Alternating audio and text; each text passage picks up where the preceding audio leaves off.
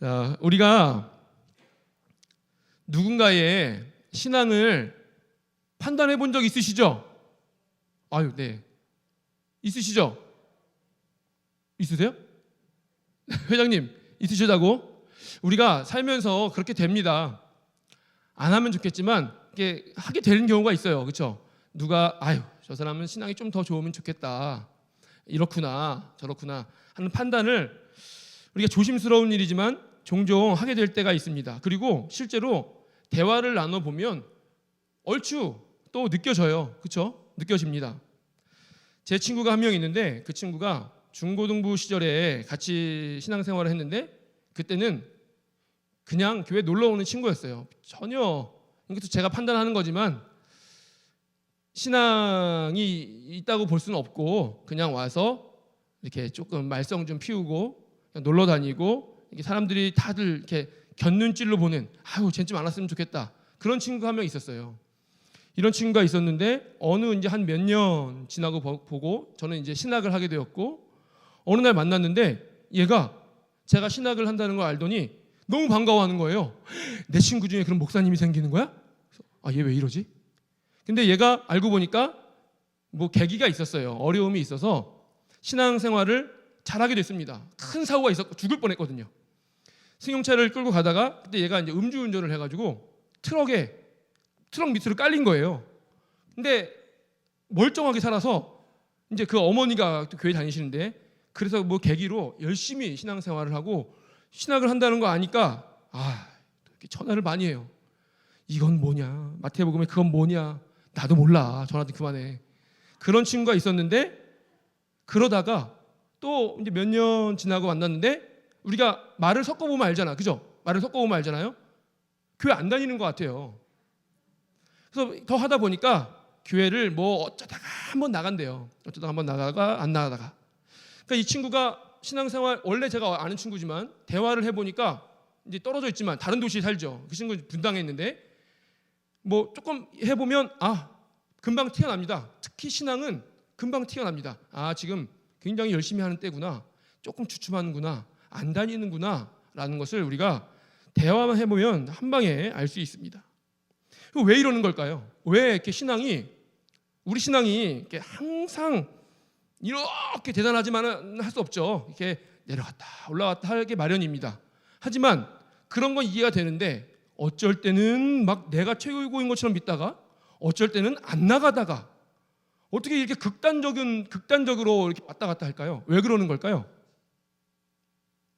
모르시죠? 안 그래 보셔서. 근데 우리 신앙이 부침을 겪을 때가 있고 신앙적으로 어려운 시기를 지날 때가 있을 수밖에 없습니다. 너 왜 지금 신앙 안 좋아? 너 그때는 열심히 했으면서 지금 왜 그 모양 그 꼴이야? 라고 말할 수 없어요. 우리는 누구든지 그렇습니다.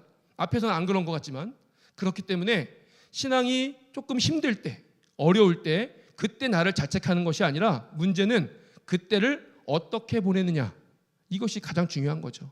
누구든지 신앙에 부침이 와요. 그렇기 때문에 그때를 어떻게 잘 보내느냐 이게 중요합니다. 우리가 삶을 살다 보면 뭐 결혼을 하신 분들은 부부 사이에 가족 간에도 친구 사이에도 우리 교회 안에서도 누구든지 관계가 맺어져 있으면 좋을 때가 있지만 안 좋을 때가 있습니다. 그럴 때 어떻게 해야 되죠? 제가 군대를 갔더니 저희 이제 대학교 다닐 때 제가 처음에 신학교를 간 건 아니었으니까 같은 학교, 같은 학년, 같은 과 동기죠. 동기 재수해서 들어온 형이 있었어요. 한 살 형이 있었는데 먼저 군대를 갔어요. 한 살이 많으니까. 그리고 되게 친했거든요. 맨날 농구 같이 하고 같이 이렇게 땡땡이 치고 그랬던 형인데 이제 군대를 갔는데 제가 편지를 한번 쓴 적이 있어요. 그래서 기억하는 거예요. 편지를 쓴 적이 있는데 뭐 강원도 화천군 어디 근데 제가 군대를 가서 자대 배치를 받고 보니까 주소가 똑같은 거예요. 알고 보니까 저희 부대가 있었어요. 저희 부대에 있었는데 한 살 많은 형이 저보다 군대를 6개월 빨리 왔습니다. 근데 저는 이제 젊어서 군 생활을 2년 6개월밖에 안 했거든요. 2년 6개월 군 생활하면서 6개월이나 빨리 왔으니까 얼마나 빨리 온 거예요. 근데 그렇게 부러울 수가 없습니다. 어떤 게 부러우냐면 6개월 빨리 전역한다? 이런 게 아니에요. 그게 아니라 제가 지금 겪고 있는 어려움, 이등병으로서 훈련하는 거, 작업하는 거, 그 모든 걸 이 형은 이걸 다 6개월이나 겪었단 말이야? 이런 생각이 들더라고요. 이걸 다 했다고? 이걸 다 겪어냈어? 버텼어? 이런 생각이 들더라고요. 저는 개인적으로 이제 짧은 인생을 살면서 저보다 많은 인생을 사신 인생의 선배님들, 어르신들의 필요성을 느낄 때가 많이 있습니다. 왜냐하면 저는 젊기 때문에 뭐 젊고 잘하고 뭐 이런 거 아니라 젊기 때문에 경험이 부족하고 지혜가 부족할 때가 많습니다. 이럴 때 어떡하지? 이럴 때 누구한테 물어보면 좋겠다. 이런 때가 많아요. 그렇기 때문에 항상 인생의 선배님, 어르신들의 지혜가 필요할 때가 참으로 많습니다. 그분들이 필요한 이유는 저보다 먼저 겪어봤기 때문에, 저보다 많은 노하우를 가지고 있기 때문에, 지혜를 가지고 있기 때문이죠. 결혼을 저도 이제 늦게 했으니까 결혼을 하신 선배님들의 이야기를 들을 때 많은 고비를 넘기신 분들의 이야기를 들을 때가 종종 있습니다. 환상만 있진 않아요. 고비가 있습니다. 알고 해야 돼요. 근데 왜 다툴 때가 없겠습니까? 왜 참을 수 없을 만큼 힘들 때가 있으셨죠? 대답하면 이상해지죠? 있으셨을 거예요. 근데 중요한 것은 다투면 안 된다. 너 왜 결혼해서 사랑해서 결혼했으면서 다퉈? 이게 아니라 그 시기를 어떻게 지혜롭게 넘겼느냐. 그 시기를 어떻게 견디었느냐. 견디는 게 실력이잖아요. 어떻게 견디었느냐. 어떻게 슬기롭게 진행했는가. 이게 중요한 겁니다. 그런 일이 없으면 좋겠지만 어떤 분들은 이혼을 하게 되는 경우도 있어요. 이런 일이 없으면 좋겠지만 이혼했기 때문에 끝입니까? 인생이 끝났습니까? 그게 아니죠. 그 모든 과정을 버틸 때, 지나갈 때, 또 지금의 삶을 어떻게 살아가고 진행하고 신앙으로 어떻게 이겨내고 있는가. 이게 중요한 거죠. 이게 중요한 겁니다. 또 내가 겪었던 아팠던 경험을 후배가 한다면 조언을 해줄 수가 있겠죠. 그런 우리의 먼저 선배된 모습들, 그런 것들이 중요한 것이죠. 이런 것은 교회에서도 마찬가지입니다. 교회에서 우리가 관계를 맺고 많은 우리 교회만 해도 수백 명의 성도님들이 있는데 어떻게 관계 안에 매일 좋은 일만 있겠습니까? 다투는 일도 있고 꼴 보기 싫을 때도 있고 다시는 아주 원수 같은 그런 일이 생길 때도 있습니다. 하지만 그때 우리가 어떻게 해야 되는가? 또 우리가 목장 모임으로 있잖아요. 청년부는 마을이라고 해가지고 헷갈려 이름이. 목장이 있는데 목자와 목장이 있는데 그 안에서 친한 사람들만 하고만 계시나요? 그렇지 않죠. 어떨 때는 모르는 분도 계시고 친한 사람도 있고 원수도 있고 그럴 수도 있습니다. 그럴 때 우리가 버티는 거죠. 이런저런 방법을 동원하고 이런저런 삶을 함께 해야 할 때가 생깁니다. 그럴 때 우리에게 필요한 것은 어떻게 지혜롭게 버틸 것인가? 어떻게 해야 지혜로운 대처인가? 이 버틴다는 것은 그 시간을 잘 모면한다 라는 뜻도 있을 수 있지만 어떻게 하면 가까워지려고 노력할 수 있을 것인가? 공감대를 형성할 것인가? 어떻게 한번 내가 조금 더 참아볼 것인가? 참으라고 요구할 것인가? 이런 여러 가지 방법이 있을 수 있습니다. 이렇게 서두가 길지도 않은 설교에서 서두가 반이에요 벌써. 오늘 우리 고린도 후서는 고린도 교회와 바울과의 관계를 다루고 있는 책이에요. 고린도 전서도 그렇고 고린도 후서도 그렇습니다. 지난번에 한번 말씀드린 적이 있는데 바울은 고린도에 편지를 4번이나 썼습니다. 4번이나. 그 중에서 우리가 2번째 쓴 편지를 고린도 전서라고 부르고 4번째 쓴 편지를 고린도 후서라고 부르는 거예요. 그러니까 편지가 다 유실됐지만 2번째 편지가 고린도 전서, 4번째 편지가 고린도 후서입니다. 이 2번째 편지 고린도 전서를 쓸 때까지만 해도 무슨 내용인지 아시죠? 너희 파당을 나누지 마라. 음식을 먹을 때는 이렇게 해라. 뭐 우상에게 드려졌던 음식 막 이런 말 나오잖아요. 근데 별로 긍정적인 효과가 없었던 것 같습니다. 고린도를 방문했을 때도 별 소득이 없었어요. 그리고 나서 디도가 이제 3번째 편지를 가지고 지금 어디 있는 거냐면 빌립보에 있습니다. 바울은 빌립보에 있고 디도를 시켜서 고린도에 갔어요. 고린도 교회에 가서 세 번째 편지를 전달하고 오는데 거기에서 큰 소득이 있었어요. 디도가 마음의 위안을 얻고 고린도 교회가 아무리 잔소리하고 편지를 쓰고 겉면에도 변하지 않는 것 같지만 이제 변화되는 모습이 보이고 하나님 안에서 말씀으로 건강하게 성장해가는 모습이 보이고 바울을 그렇게 공격하고 욕했던 그 반대파들도 디도를 잘 맞이하는 모습을 보고 그러면서 디도가 마음의 위안을 얻고 감사를 얻고 하나님 안에서 고린도 교회가 세워진다는 그런 감사함을 느꼈습니다. 그 소식을 가지고 빌립보로 간 거죠. 바울에게 보고하기 위해서. 바울 선생님, 고린도 교회가 변화가 일어났습니다. 우리가 그동안 기도하며 노력했던 것이 헛된 일이 아니었습니다. 변화가 일어납니다. 건강하게 세워져 갑니다. 이 말을 들은 바울이 너무 기분이 좋아서 네 번째 편지를 쓰는 것이 고린도 후서입니다. 아마도 이 바울의 세 번째 편지가 고린도 교회 성도들로 하여금 근심을 하게 만든 것 같습니다. 그 편지로 인해서 근심이 생기긴 생겼지만 이 근심은 고린도 사람들을 아주 곤란하고 힘들게 하고 어렵게 하는 근심이 아니라 고린도 교회 성도들로 하여금 빨리 하나님께로 돌이키게 하는 좋은 근심이었죠. 그 근심은 오래 가지도 않았습니다. 짧게. 그리고 결론적으로 하나님을 바라볼 수 있도록 하는 좋은 근심. 예수님이 이 땅에 오시면서 내가 평화를 위하여 온 것이 아니라 불을 던지러 왔다고 하셨는데 그 불은 니네끼리 싸우고 이게 아니라 하나님 안에서 우리가 그리스도인으로서 그리스도의 밖의 가치관과 싸워서 마음에 울분이 일어나는 그것을 말하는 거잖아요.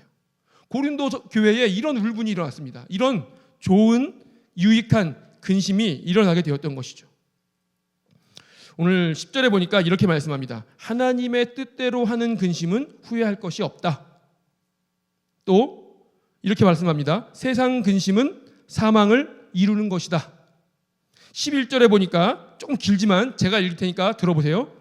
보라, 하나님의 뜻대로 하게 된 이 근심이 너희로 얼마나 간절하게 하며 얼마나 변증하게 하며 얼마나 분하게 하며 얼마나 두렵게 하며 얼마나 사모하게 하며 얼마나 열심 있게 하며 얼마나 벌하게 하였는가.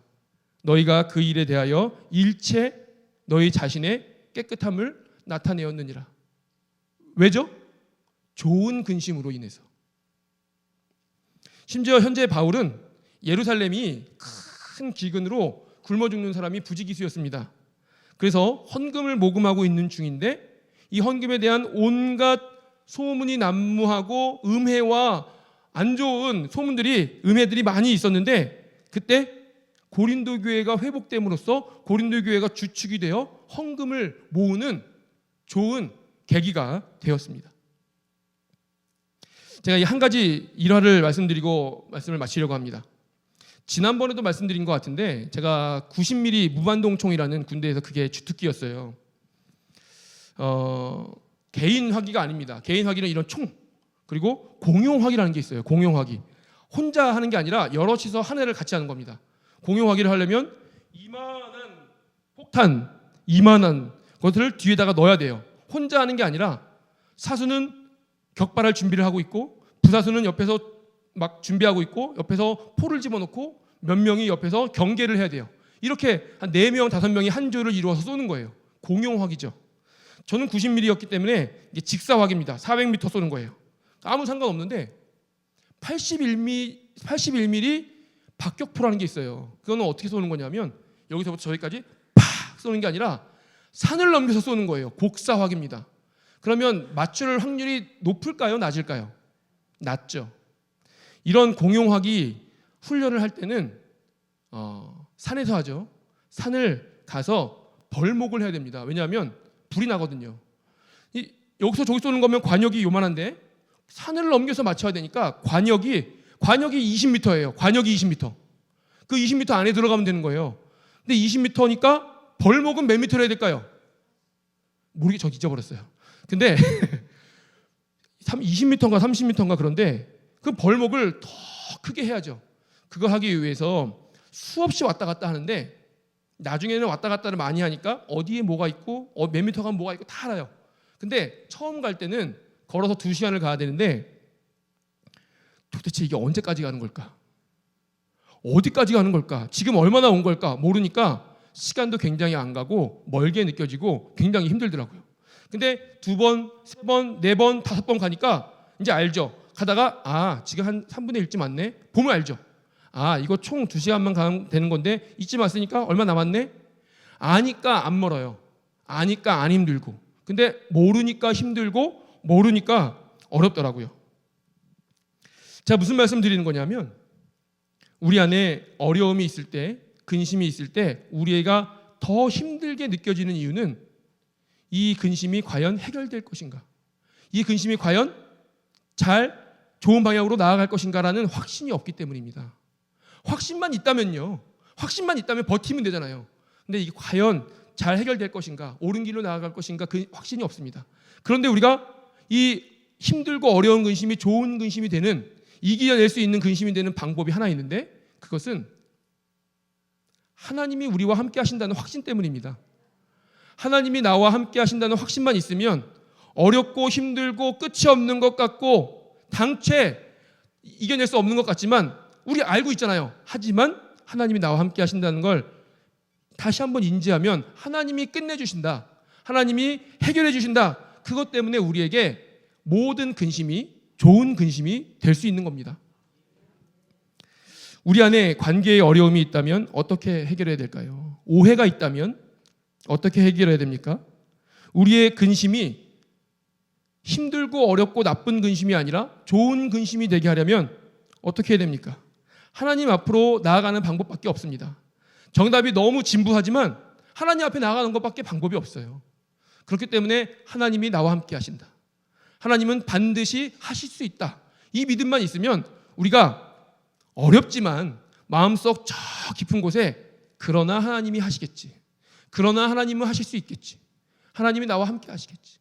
그런 믿음 때문에 우리의 그 모든 근심이 좋은 근심이 될 수 있는 것입니다. 이 좋은 근심을 가지고 날마다 승리하는 저와 여러분 되시기 원합니다.